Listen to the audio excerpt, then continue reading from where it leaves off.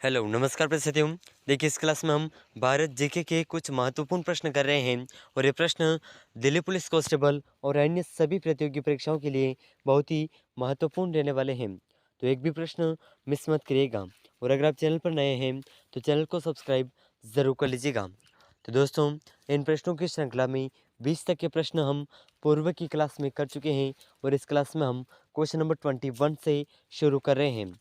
तो आज का अपना क्वेश्चन नंबर 21 है, दक्षिणी पश्चिमी मानसून के तत्काल बाद हुई थी फसल को क्या कहते हैं। तो दोस्तों दक्षिण पश्चिमी मानसून के तत्काल बाद हुई फसल को क्या कहते हैं। तो इसके ऑप्शन हैं, ऑप्शन 1 खरीफ की फसल, ऑप्शन 2 शुष्क खेती, ऑप्शन 3 वर्षा फसल, ऑप्शन 4 है रबी की फसल।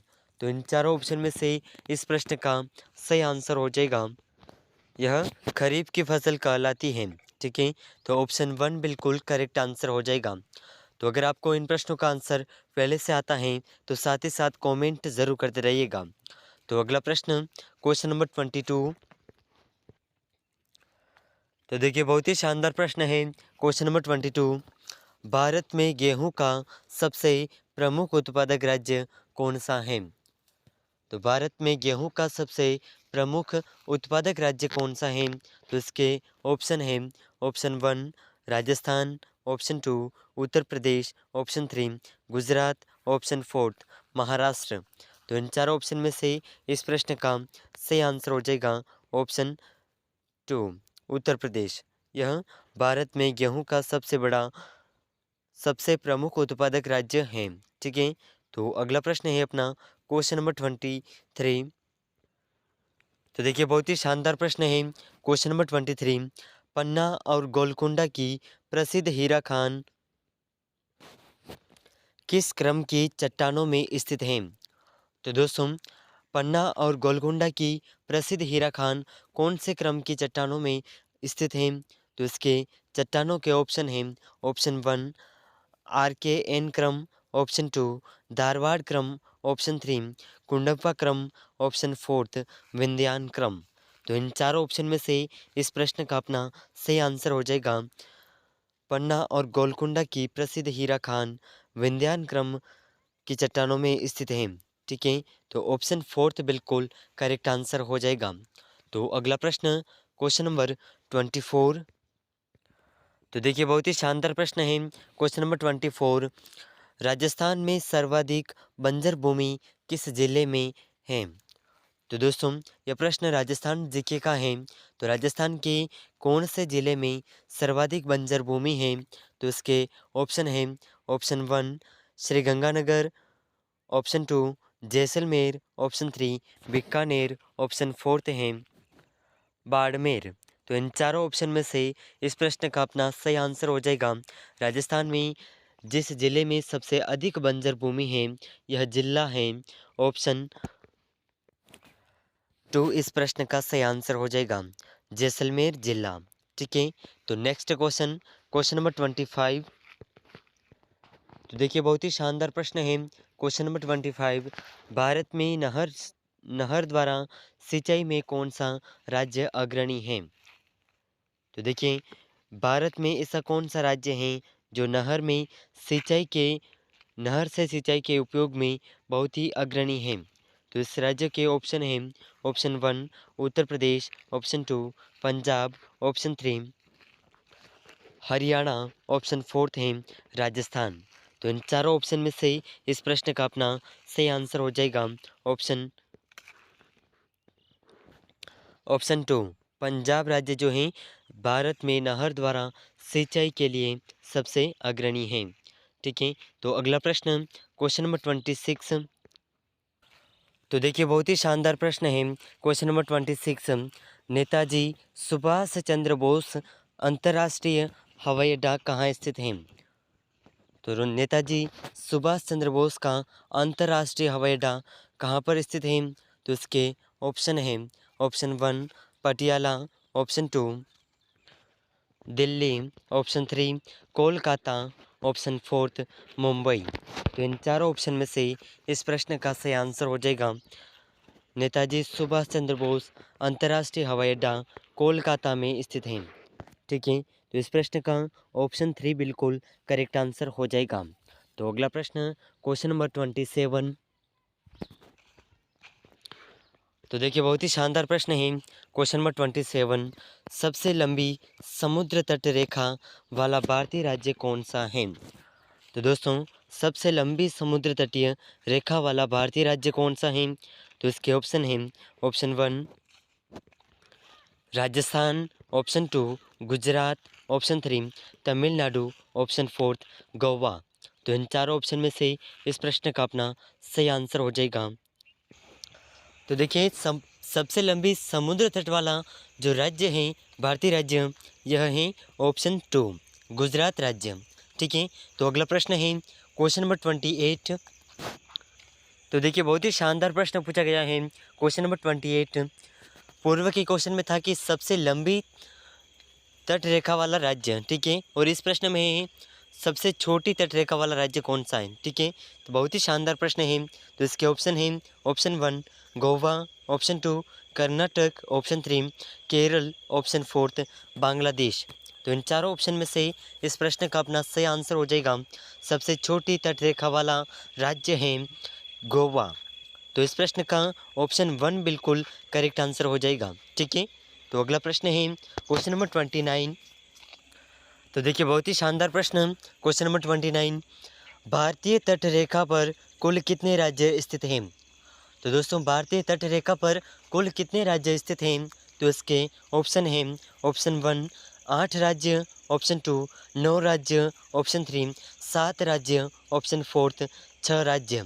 तो इन चारों ऑप्शन में से इस प्रश्न का अपना सही आंसर हो जाएगा। भारतीय तट रेखा पर कुल 9 राज्य स्थित हैं। ठीक है, तो ऑप्शन 2 बिल्कुल करेक्ट आंसर हो जाएगा। तो इसे आप ज़रूर याद रखिएगा, बहुत ही महत्वपूर्ण प्रश्न है। तो अगला प्रश्न क्वेश्चन नंबर 30। तो देखिए बहुत ही शानदार प्रश्न है। क्वेश्चन नंबर 30, भारतीय समुद्र रेखा की कुल लंबाई कितनी है? तो दोस्तों भारतीय समुद्र रेखा की कुल लंबाई कितनी है? तो इसके ऑप्शन हैं, option 1 7,516.6 kilometre, option 2 7,518 kilometre, option 3 8,000 kilometre, option 4 है 15,200 किलोमीटर। तो इन चारों ऑप्शन में से इस प्रश्न का अपना सही आंसर हो जाएगा। भारतीय समुद्र रेखा की कुल लंबाई है ऑप्शन 1 7,516.6 किलोमीटर। ठीक है, तो इसे आप ज़रूर याद रखिएगा, बहुत ही महत्वपूर्ण प्रश्न है। तो इन्हीं प्रश्नों की श्रृंखला में अगला प्रश्न है क्वेश्चन नंबर 31। तो देखिए बहुत ही शानदार प्रश्न पूछा गया है, और ये प्रश्न जो है सेकंड ग्रेड उर्दू एग्ज़ाम 2011 में पूछा गया प्रश्न था।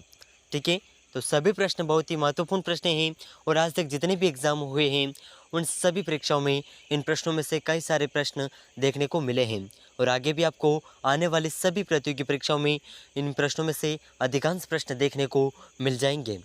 तो ये आज का अपना क्वेश्चन नंबर 31 है, मानसून शब्द किस भाषा के शब्द से बना है? तो दोस्तों मानसून शब्द कौन सी भाषा के शब्द से बना है?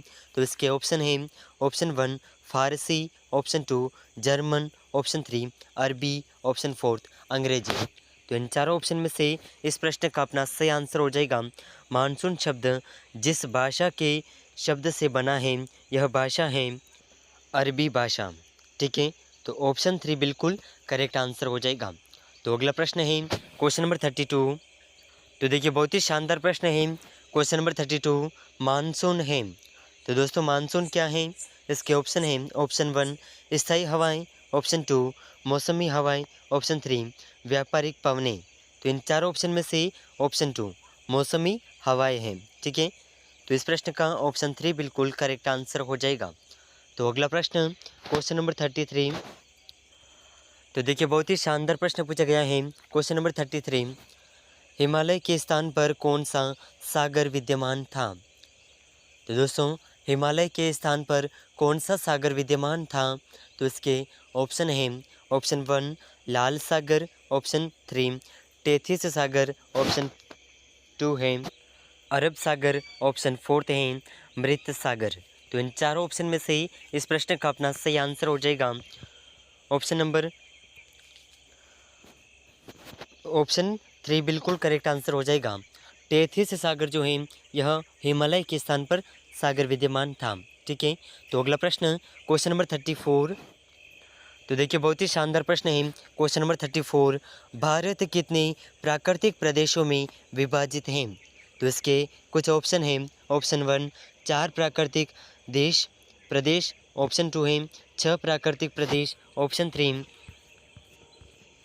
7 प्राकृतिक प्रदेश, ऑप्शन 4 है 8 प्राकृतिक प्रदेश। तो इन चारों ऑप्शन में से इस प्रश्न का अपना सही आंसर हो जाएगा भारत कुल 4 प्राकृतिक प्रदेशों में विभाजित है। ठीक है, तो ऑप्शन 1 बिल्कुल करेक्ट आंसर हो जाएगा। ठीक है ना। तो नेक्स्ट क्वेश्चन है क्वेश्चन नंबर 35। तो देखिए बहुत ही शानदार प्रश्न है। क्वेश्चन नंबर 35, मेघालय भारत के उत्तर पूर्व में स्थित राज्य का नाम सुझाया गया था।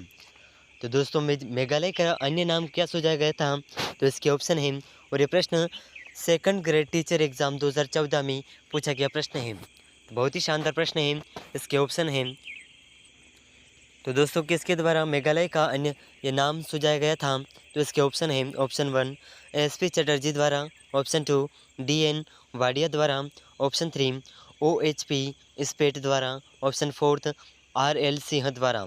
तो इन चारों ऑप्शन में से इस प्रश्न का अपना सही आंसर हो जाएगा मेघालय का नाम एसपी चटर्जी द्वारा सुझाया गया था। ठीक है, तो ऑप्शन 1 बिल्कुल करेक्ट आंसर हो जाएगा। तो अगला प्रश्न अपना क्वेश्चन नंबर 36। तो देखिए बहुत ही शानदार प्रश्न है। क्वेश्चन नंबर 36, टोडा जनजाति का आवास स्थल क्या है? तो टोडा जनजाति का आवास स्थल कौन सा है? इसके ऑप्शन, इन चारों ऑप्शन में से ऑप्शन 3 बिल्कुल करेक्ट आंसर हो जाएगा। नीलगिरी श्रेणी टोडा जनजाति का आवास स्थल है। ठीक है, और ये प्रश्न जेल प्रहरी परीक्षा शिफ्ट सेकंड में पूछा गया प्रश्न है, और यह 20/10/2018 के पेपर में पूछा गया था। तो अगला प्रश्न क्वेश्चन नंबर 37। तो बहुत ही शानदार प्रश्न क्वेश्चन नंबर 37, हिमालय पर्वत की नदियों की विशेषता है। तो दोस्तों हिमालय पर्वत के नदियों की क्या विशेषता हैं? तो ये विशेषताएँ हैं, यह वर्ष भर बहती हैं। ठीक है, तो ऑप्शन 1 इस प्रश्न का बिल्कुल करेक्ट आंसर हो जाएगा। तो अगला प्रश्न क्वेश्चन नंबर 38। तो देखिए बहुत ही शानदार प्रश्न है। क्वेश्चन नंबर 38, गंगा नदी का दूसरा नाम क्या है? तो दोस्तों गंगा नदी का दूसरा नाम था भागीरथी। ठीक है, ऑप्शन 2 इस प्रश्न का बिल्कुल करेक्ट आंसर हो जाएगा। और दोस्तों ये प्रश्न बहुत ही महत्वपूर्ण प्रश्न है, क्योंकि ये प्रश्न दिल्ली पुलिस कांस्टेबल एग्ज़ाम 24/5/2014 के पेपर में पूछा गया प्रश्न है। ठीक है, तो इस प्रश्न को आप ज़रूर याद रखिएगा, और हम जितने भी प्रश्न कर रहे हैं वे सभी प्रश्न बहुत ही महत्वपूर्ण हैं। तो अगला प्रश्न है क्वेश्चन नंबर 39। तो देखिए बहुत ही महत्वपूर्ण प्रश्न, भारत की किस नदी में डुबकी लगाने पर आत्मा की शुद्धि होने का विश्वास किया जाता है? तो यह नदी है गंगा नदी। ऑप्शन 2 इस प्रश्न का बिल्कुल करेक्ट आंसर हो जाएगा। और दोस्तों ये प्रश्न जो है राजस्थान पुलिस कांस्टेबल 14/7/2018 को पूछे गए पेपर में पूछा गया प्रश्न है। ठीक है, तो बहुत ही महत्वपूर्ण प्रश्न है। तो अगला प्रश्न क्वेश्चन नंबर 14। तो देखिए बहुत ही शानदार प्रश्न है। क्वेश्चन नंबर 14, भागीरथी अलकनंदा से मिलती हैं। तो दोस्तों भागीरथी अलकनंदा से कौन से स्थान पर मिलती हैं?